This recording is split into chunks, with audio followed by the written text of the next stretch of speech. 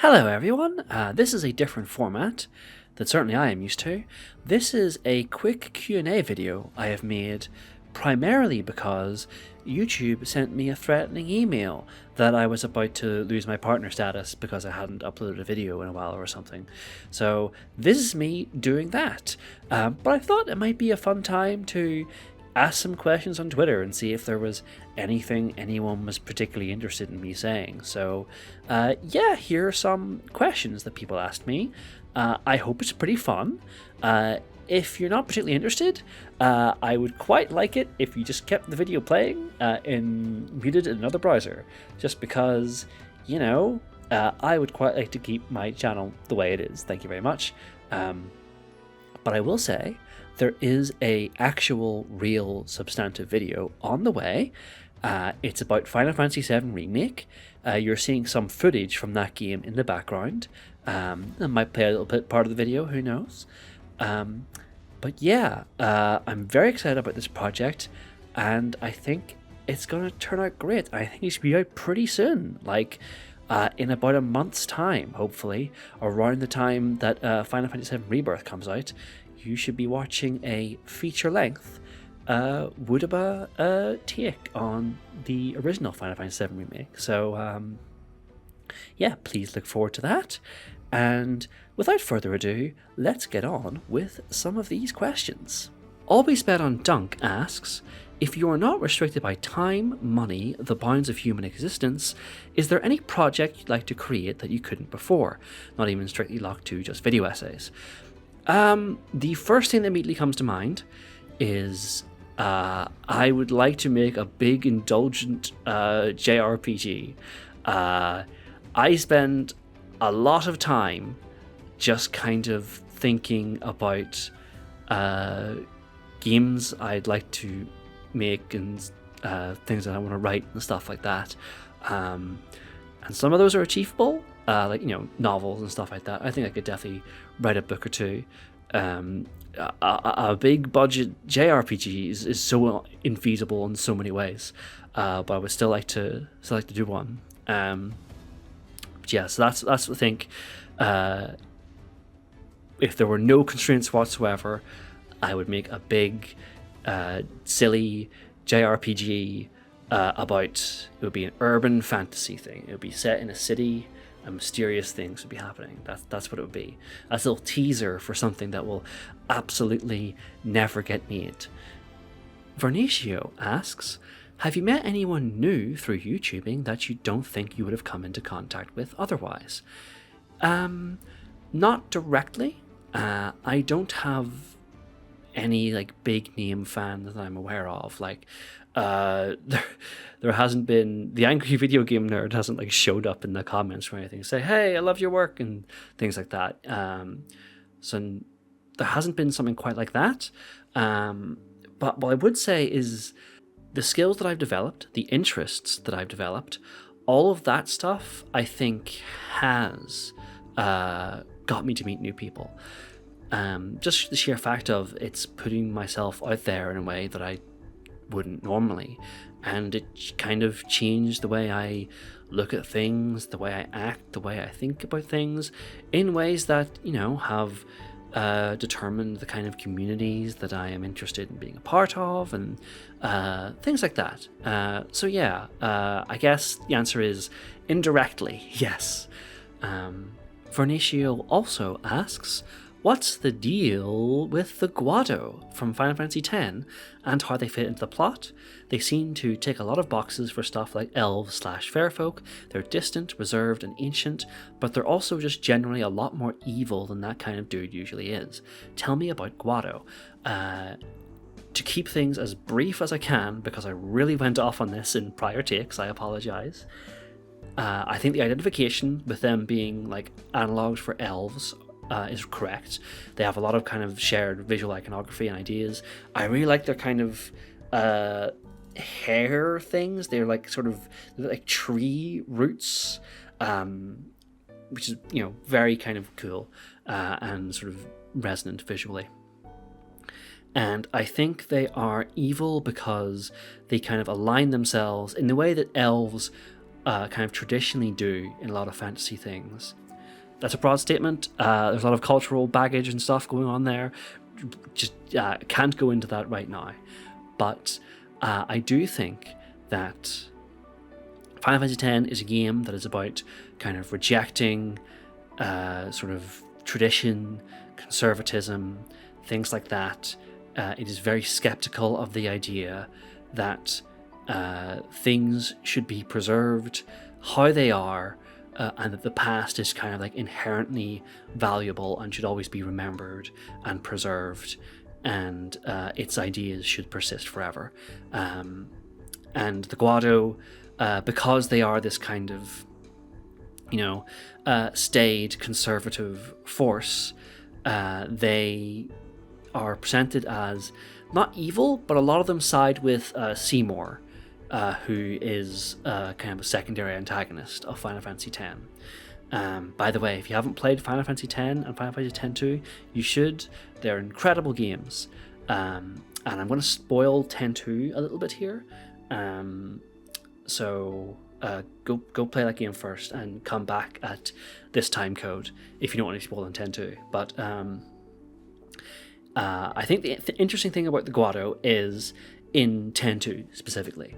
I think that so much about X-2 is about asking, and then what happens to Final Fantasy X in really interesting ways. And one of them is with the Guado, who have been kind of driven from the land that they had originally, Guado Salam, and now just kind of like they are hiding out in the forest from the Ronso, who they basically committed an ethnic cleansing, or at least the Guado aligned with Seymour committed an ethnic cleansing against the Ronso in the previous game. And they kind of have this attitude of, we just want to like die out, essentially. We lost, the world is going to leave us behind, and we just want to die and give up. And I think this is interesting for a whole lot of reasons.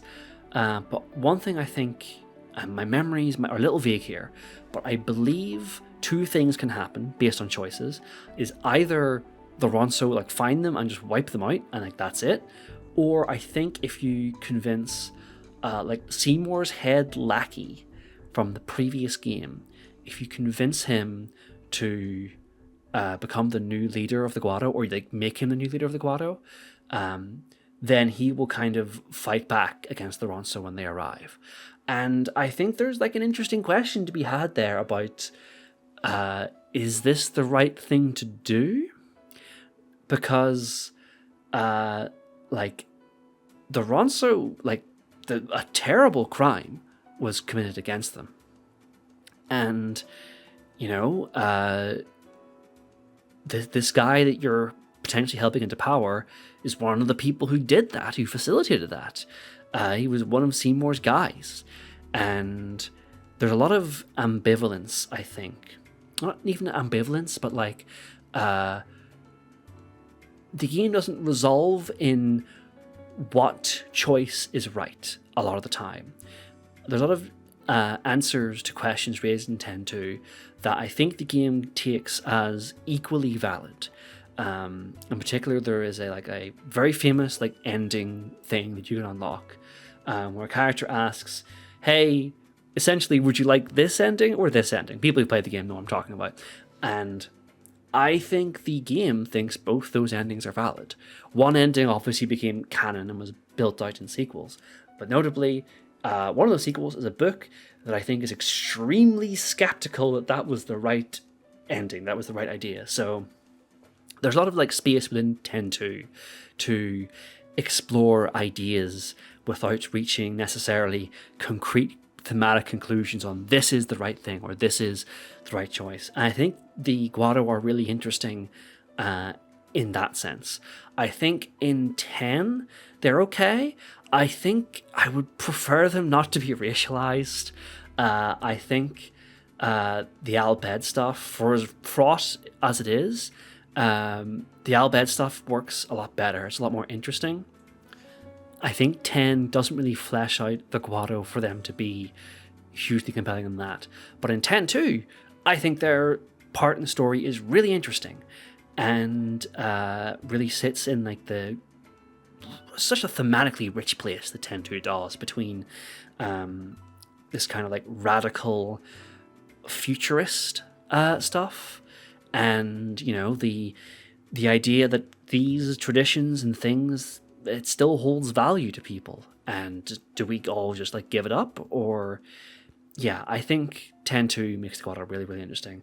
I've gone on about the Guado for so long, I need to stop. But yeah, despite saying that I don't think they're that interesting, there's a lot to say with the Guado. Ilyana Rasputina asks, each party member from Final Fantasy VII is tasked with peeling an apple. How does this go for them? Can anybody do that thing where they get it all off in one cool spiral? I think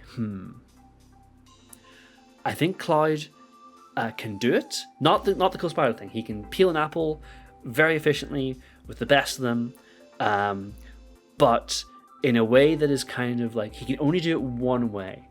And if he doesn't have like a specific, peeler or something like that, he's floundering. He's no idea what he's doing. He has to have things just so. But if he has things just so, he can do it. Tifa, I think she can, but I don't think she think it's like worth the effort necessarily. I do not think she's an apple peeler person. Aerith super isn't. Aerith just bites right in. I think Aerith thinks people who peel apples are weird. Barrett, I think, has learned to... He's not... I don't think he would instinctively be an apple peeler person. But I think he's learned how to do it because Marlene likes her apples peeled. And I think he's gotten very good at doing it just the way that she likes it. Red 13, it's so over for that guy. He doesn't have opposable thumbs. I changed my mind. Red 13 can do it, and he can't explain why, and nobody else can either. It's like the camera pans away from him and then back, and the apple's peeled, and there's no explanation as to why.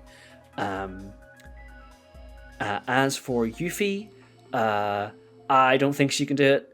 I think she thinks she can do it and is very confident about doing it, but I think the apple proves too much for her.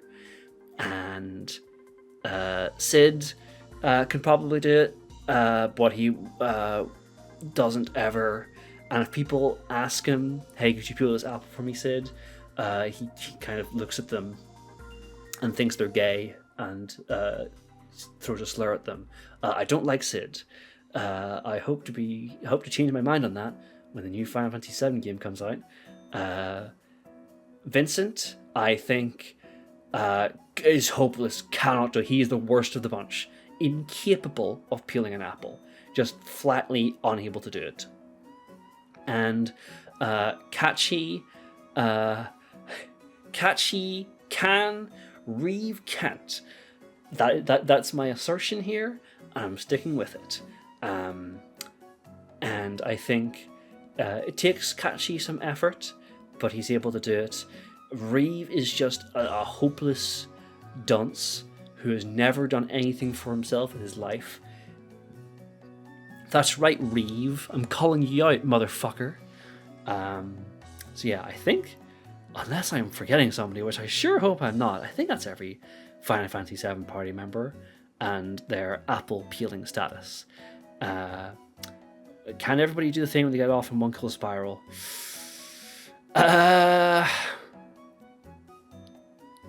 I think Yuffie has done it once, totally by accident, and she will never let anyone forget about it. Ilyana Rasputina also asks, could Estelle Bright eat more apples than Laguna Loire? I don't know yet. I've only played the first little bit of Trails in the Sky, so I don't know. I don't know whether she could do it. I'll have to find out, and maybe I will later in this year. Wink, wink. I'm winking, but you can't see it.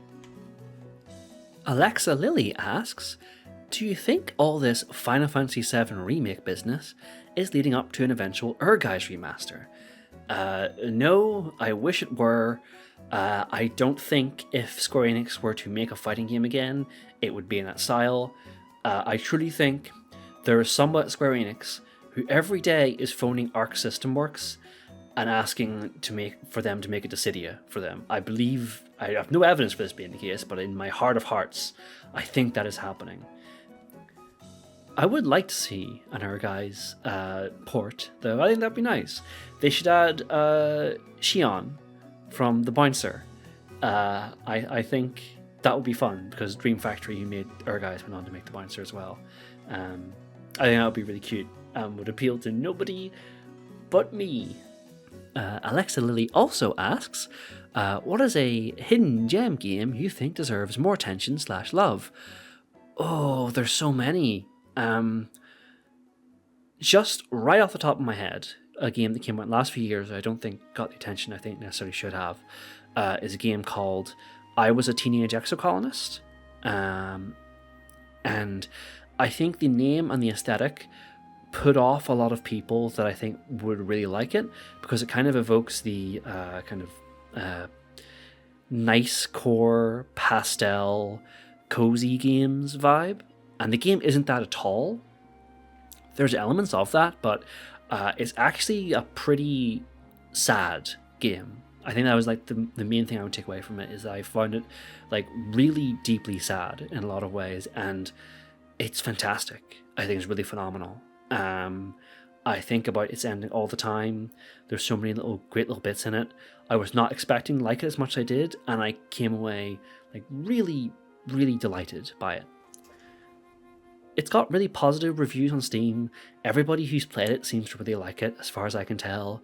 It just didn't make that big of a splash, and I think it deserves to make a little bit of a bigger one, because I think it's just brilliant. And another one off the top of my head is The Exit 8. I'm not going to say anything about this game. I just think you should get it, play it. If you can, look up nothing about it. Try not to even look at the Steam page. Just go in knowing as little as possible. It's very short, it's very cheap. Just sit down, play it. It's fantastic. I had such a good time with that game. I know how annoying it can be for someone to say, oh, you can't look up anything about this game, but I promise you it's brilliant. But you can't look up anything about this game, and I promise you it is brilliant. So yeah, there you go.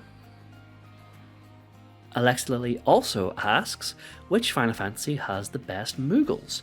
Which has the worst? The classic Moogle is so good. It's really hard to go wrong with a classic Moogle. I think of like the art of like Mog from Final Fantasy VI, and he's like in a little chair and he's got like a little wine glass. I really like that. It's very cute to me. Yeah, it's hard to not just go for the classic Moogle, but that is the one that is immediately springing to mind. Which has the worst Moogles? I might catch some heat for this, but I don't like the Final Fantasy XII Moogles. I think they look great in Tactics Advance and Tactics A2, which is where they're from originally, but I just don't think they fit into 12's vibe all that well. I don't hate them or anything. I don't think there's like bad Moogles out there, but I like those ones the least out of all the ones that kind of immediately spring to mind. It's a good thing you said which Final Fantasy is the best Moogles, because the best Moogles, period, are not in a Final Fantasy game. It's in Kingdom Hearts 358 over 2 days. It's the Moogle in the Organization 13 coat. What a legend. Love that guy. Style icon. Desnio asks, I really love your reviews and how incisive they are. I wanted to ask what's the best advice you'd give for improving, your perspective on art. I would say the first thing to do is disavow yourself of the idea that you can improve your perspective on art in like a binary way or like a general way. I don't think that's something you can do. I don't think there is an objectively good perspective to have on art. That is kind of an odd idea to me. But I would say that broadening your perspective is certainly worthwhile. Just reading more, watching more, playing more, getting out of your comfort zone, reading stuff that you wouldn't necessarily immediately think that you would be into, but maybe grab your interest in some way, and reading, broadening one's horizons. I think the benefits of that are very self-evident, but also I would say when you're coming at things from a critical perspective, when you want to write about something or think about something, I think it's worthwhile to kind of acknowledge the limits of your own perspective as they currently exist. So for example, for myself, when I come to like a video game and I'm looking to sort of think about it or write about it, I know that I am coming from a very narratological point of view. I am looking at the writing, visuals, the kind of most prominent narrative elements of a work. And that is not to say that I don't look at all the other aspects of things. I think you should try to sort of take into account the fullness of a work when you're thinking about it.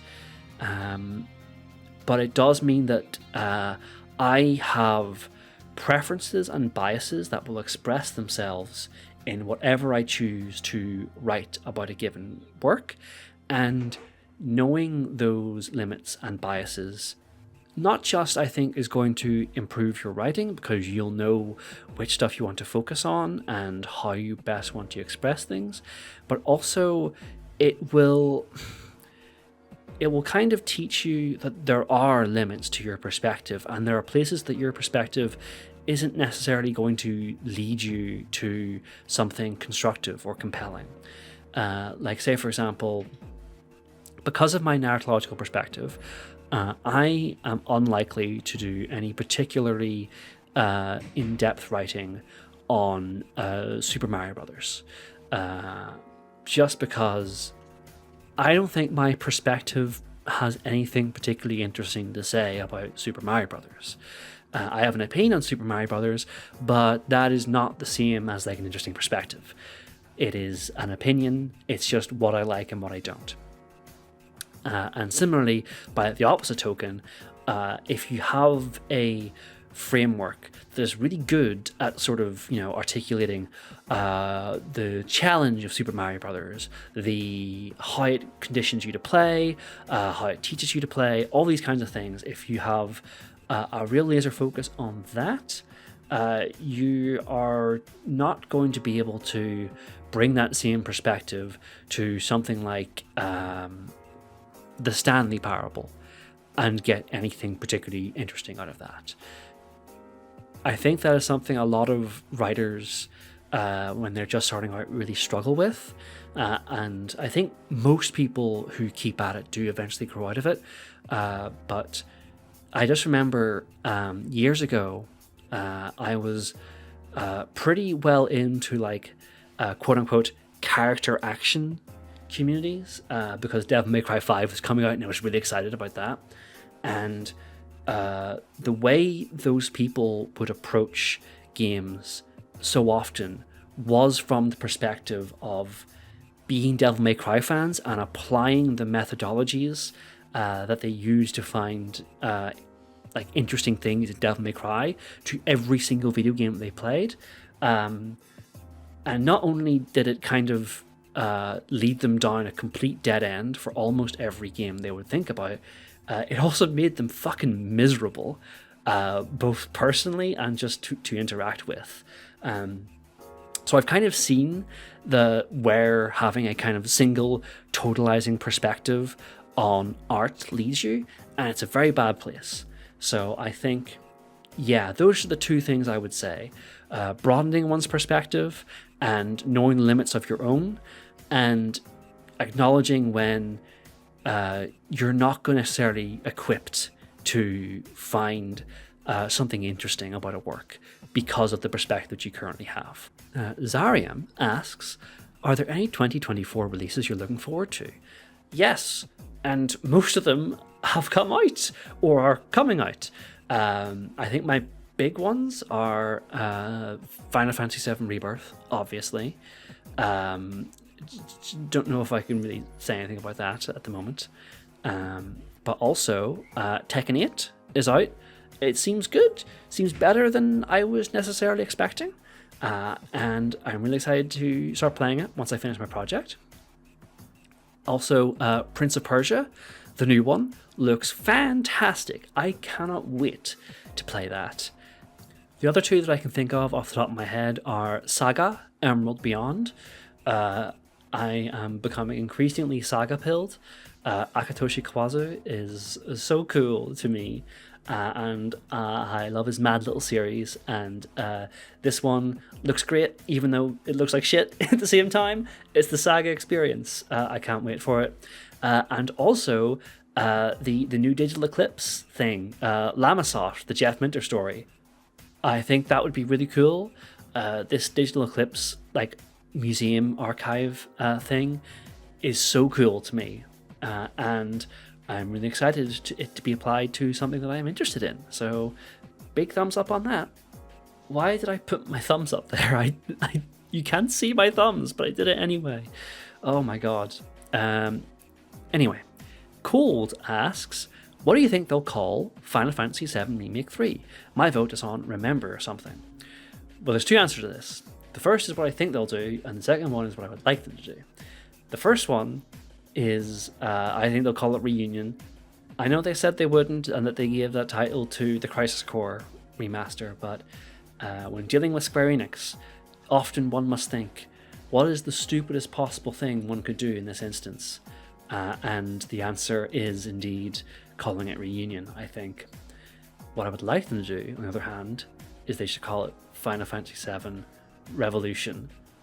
I would lose my shit. It would be so cool. It would be the most exciting title I think they could possibly give it, and they definitely won't do that. Detchibe asks, what is your personal approach to engaging with quote-unquote bad games on their own terms? Do you let their popular perception influence your experience, positively or negatively? How much of a game's context matters when approaching field art? I think I do let popular perception influence my own experience. Not necessarily always consciously, but also I think it's difficult to avoid. If you're approaching a game that's popularly considered bad or field in some way, I just don't think there's a way you can actually separate that reputation from the experience. Even if you try, even in the act of trying is in some way a response to that context. So I think you just kind of have to deal with that. And then from there, I think I like to try to meet a game on its own terms, let it take me where it wants to take me, and try to like it in a way, try to find something in it, certainly. I like to think I go into every game I play trying to like it or trying to find something in it. That hasn't always been true. There's definitely been times where I've been a little bit of a hater going into a game, which I'm embarrassed by, but it is true.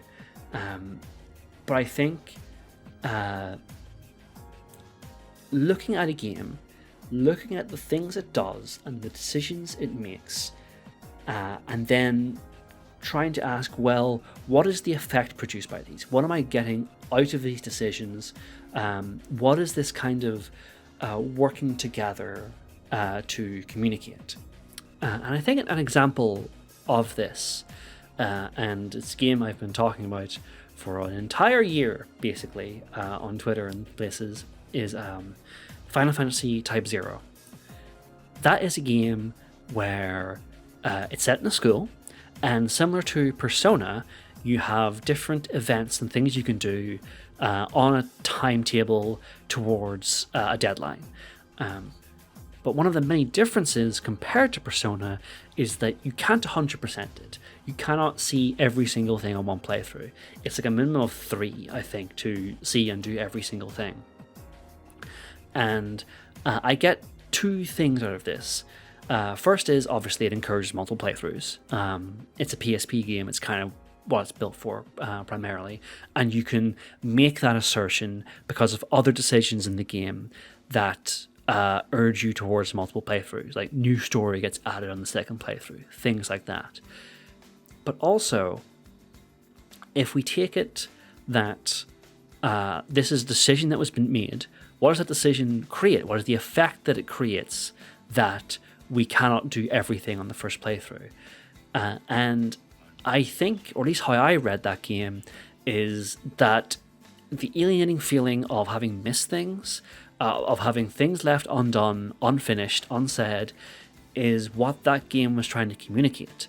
That in how it conceived of school life, it conceived it all as a place of missed opportunities as much as successes. The alienation produced by this decision, and other decisions besides, was the point. And you can find that constructive and valuable, or maybe you don't. I personally do. And I think maybe that is the key to what my approach is trying to find what the game is communicating by the things it is doing, assuming not necessarily intent in everything, but taking everything in good faith and not taking anything and saying, well, this is a mistake, this is an error, this is a flaw. If there's a mistake, I think, is commonly made when approaching bad works of art, it is to presume that the elements of it that do not fit into orthodoxy are inherently problems, mistakes. I promise you, you will enjoy more things if you try to meet them on its own terms and look at what it is doing, instead of looking at it through the lens of how these things are usually done and how well this work fits into that. If I was going to make a broad and highly reductive argument against a lot of normative media criticism on YouTube and elsewhere, is that I think this is the central problem. It is people trying to apply a very orthodox framework to art and noting where it deviates from that as in some way like failure and incorrect. And I just don't want to do that. I want to approach good and bad games with big scare quotes around both in the same way, and try to engage with them and what they're doing on their own terms. And just to circle back to the question, I think this is its own limiting perspective. I think I don't get along with a lot of big budget mainstream modern games because they fall into an orthodoxy that I am kind of not willing to sort of take as read or accept the language of as inherently valuable. The big example that comes out to me is like Destiny.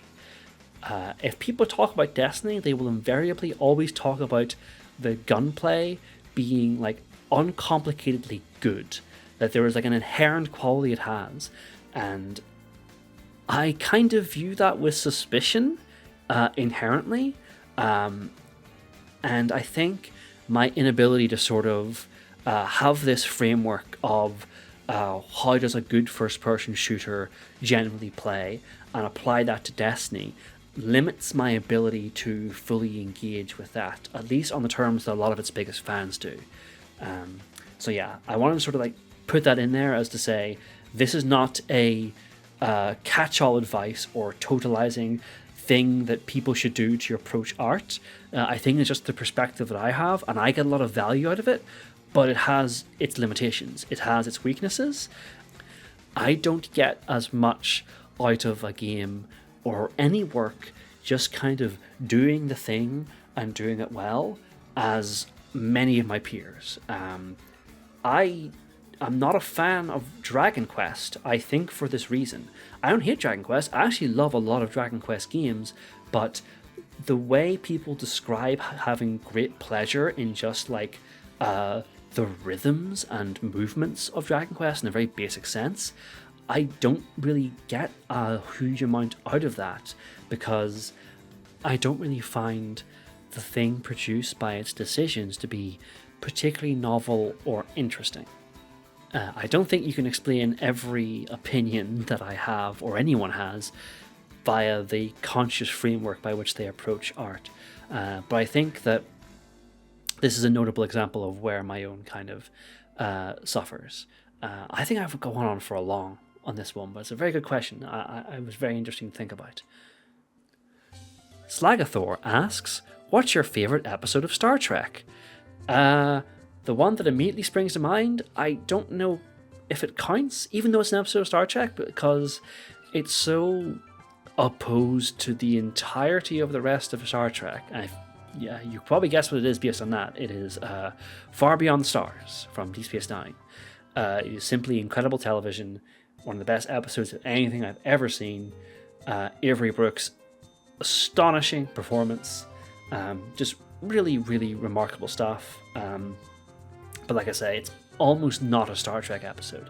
So some other examples, just because I watched it relatively recently, but the episode where Riker is like on deep cover on an alien planet, and then like an accident happens, and he is like under the knife in an alien hospital, and they discover he isn't one of us. He is like an interloper. He's an alien spy that's had gene splicing to make him look like us, and it's mostly told, at least early on, from the perspective of the aliens on this planet, and that's very good.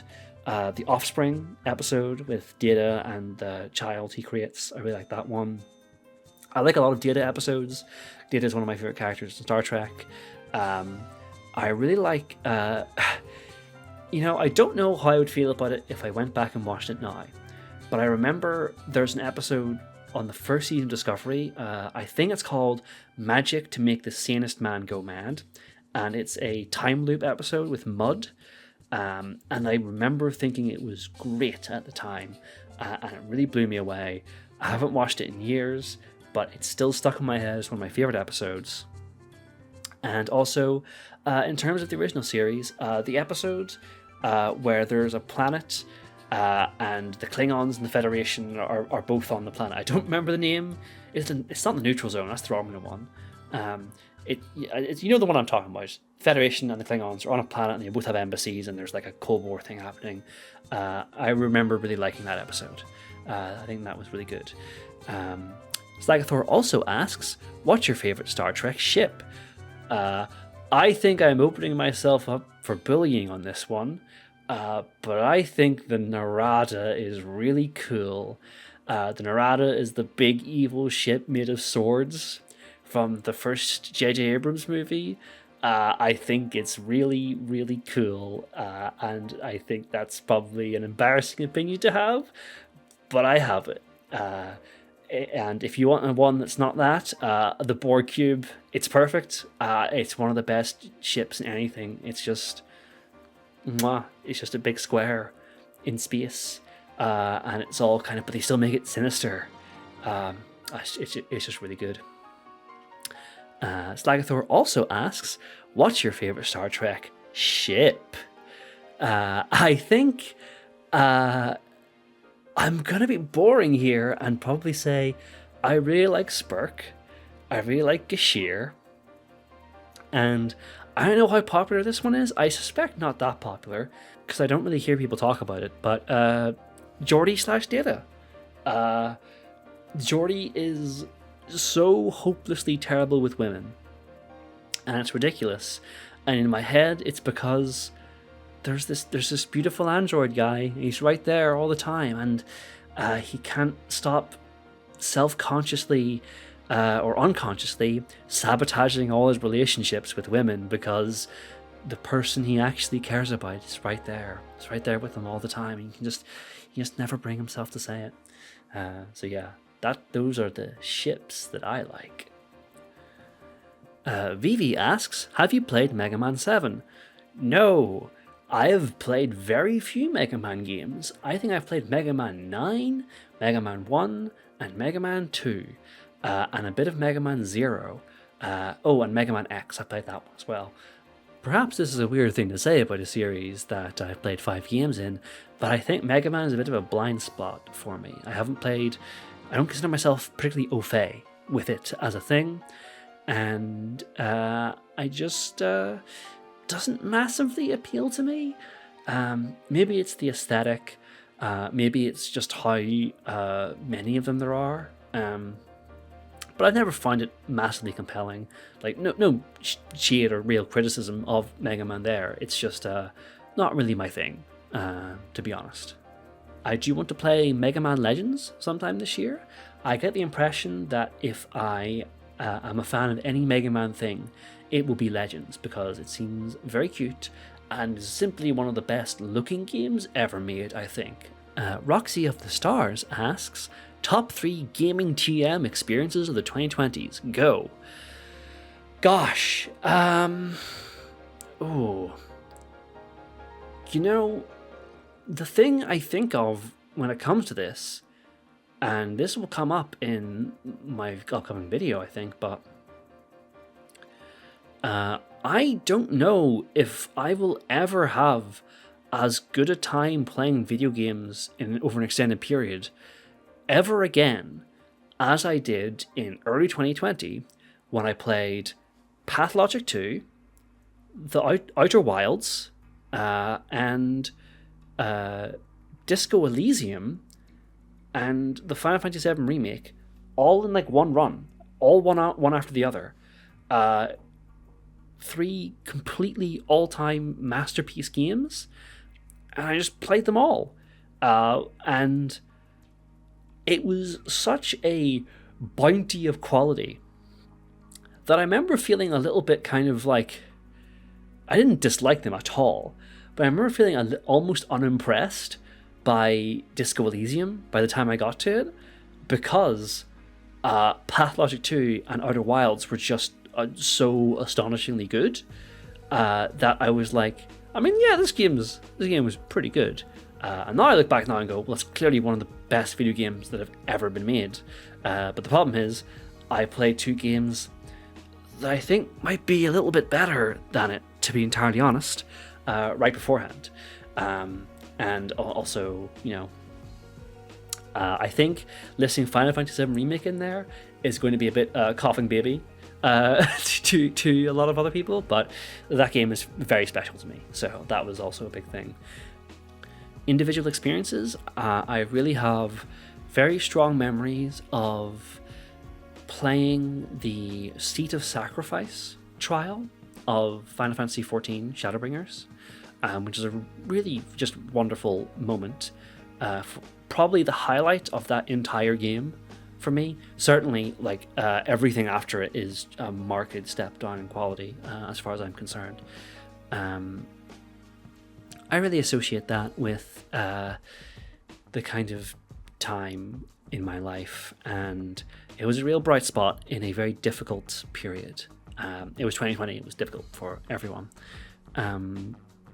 Other stuff, just there's a lot of like individual playing games with friends over Discord that stands out, like but I think big ones are when Street Fighter 6 came out, me and a bunch of friends started playing it, and I was getting like really practicing and trying to stay on their level for the first time in a fighting game. And these guys were pretty good at fighting games, and I was able to compete for a little while. Eventually, 2 people in the group just like completely outclassed the rest of us. It was ridiculous. If you're listening, Jim, your DJ gives me nightmares at night still. But yeah, I just had such a wonderful time improving and feeling like I was succeeding on some level. And also, I used to stream a little bit a couple of years ago with some friends, and my strongest, fondest memory from that time is playing Sonic Adventure 2 Battle and doing like the last story with everyone, and realizing that I had like forgotten like a breathing apparatus. You needed to finish it, and going back to the old level to get it back, and then coming back to the new one, and then all singing like "Live and Learn" as it went on. I have really fond memories of doing that. On a similar note, when I was streaming The Path of Neo a couple of years back, just getting to show people that game that nobody really talks about, but I remember very strongly from my childhood, and it just has the wildest finale to a game. I don't know if it has yet been topped in terms of just like how audacious it is given the source material. Truly just a wonderful time. When he picks up the sunglasses, if you know about the Path of Neo ending, you'll know that bit is just one of the funniest things that has ever been put in a video game. So yeah, those are some. I don't know if that answers your questions, but those are the kind of experiences that sort of stand out. Nightblade asks, "What do you think of the current Fortnite season?" I think it's okay. It's very intense. It can be very fun, but also because it's intense, there's not a lot of downtime to do the things I really want to do in Fortnite, which is to do the infinite dab while doing impressions of Venom from Venom, Let There Be Carnage.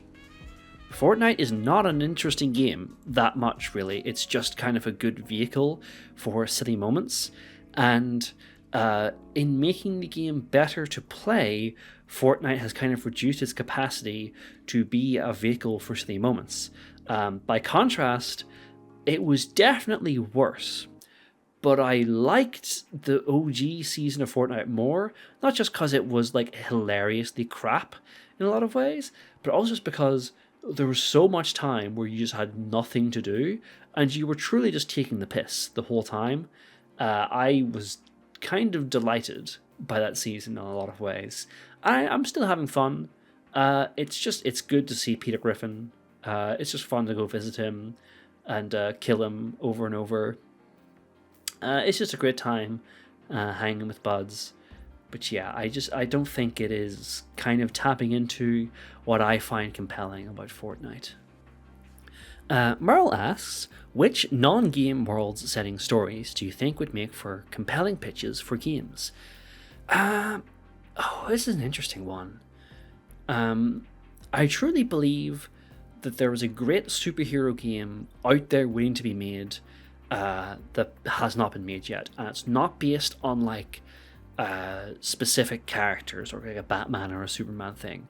I think it is much more of a like City of Heroes is kind of like the closest thing I can think of, but something that gives the player the opportunity to like make a superhero of their own, like kind of like self-insert fantasy.